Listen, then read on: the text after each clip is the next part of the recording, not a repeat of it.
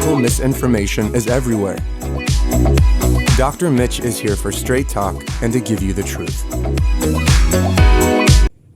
Today we're going to start a new series called Optimal Health 360. Basically, how do we look at a patient from a 360-degree view, much like an Eindhoven triangle, which started and made sense for a 12-lead EKG. We need to do the same when we approach a patient.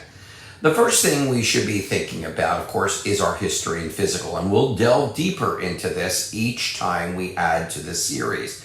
The first important thing is, are you asking the right questions of these people to get what you need? Believe it or not, it's an art form, and we're going to try to help you with it. We also want to make sure that the lab work you're doing is comprehensive, with comprehensive biomarkers that are cardiac in nature, hormone levels, metabolic tests, inflammatory markers. Oh, I do some of them. Some of you might be saying to yourself, maybe not all of them, but I do a lot of them.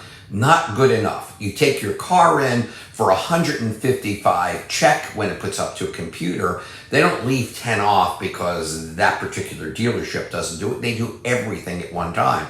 So do you if you want to make sure that you're capable and able of getting the right answers for these patients.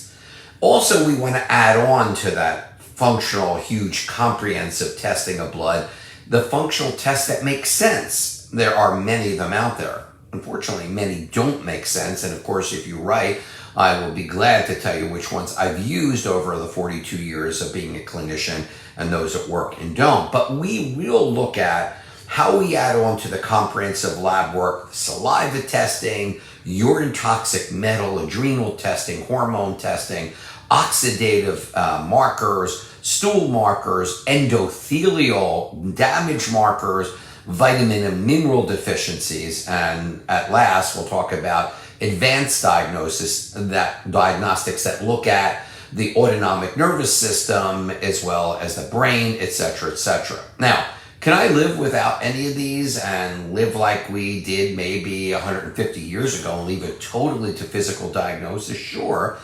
But I don't want to live either like today where every single thing leads to a test. I want to take a patient who's had difficulty in the conventional medical arena and be able to determine exactly what's going on with them by delving into this appropriately, taking the time to get a deep understanding of that person's biochemistry and physiology. That's what this is going to be about, this series, biochemistry, physiology. Buckle up. We're going to do a lot more of this as the weeks go on. Thank you, as always, for watching.